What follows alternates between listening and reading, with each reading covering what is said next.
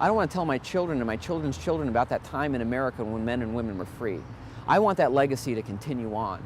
I want us to have free markets and free people. That's what made this country great.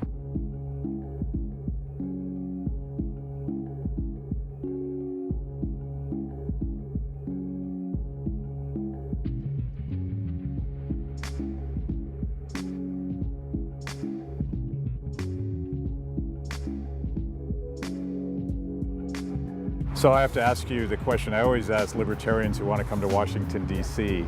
Why? Well, certainly, as a libertarian, your instinct is not to run for office, it's to run for the hills.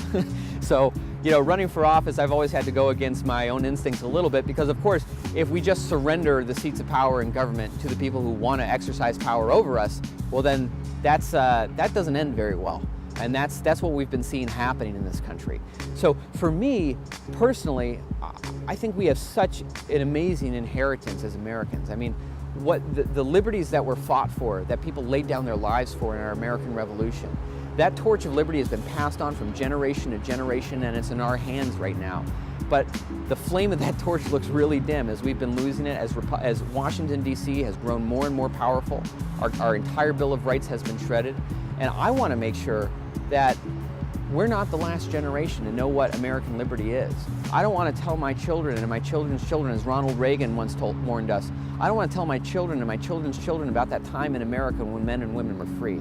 I want that legacy to continue on. I want us to have free markets and free people. That's what made this country great. And more we are giving up freedom in exchange for free stuff. And that's going to end in disaster. Maine has been going under a political shift for the last 8 years. More and more people are rising up, wanting government to leave us alone. That's really the spirit of Maine. We just want people to leave us alone. That's why, in 2016, the same people came out and voted at referendum to reject gun control and legalize marijuana. People want to be left alone. And that's the spirit of Maine. And that's our message. There's 3 people in this race for U.S. Senate. My 2 opponents, they both want seats of power in Washington, D.C. to tell people how to live. I'm the only person running for U.S. Senate in Maine because I want Washington, D.C. just to leave us the hell alone.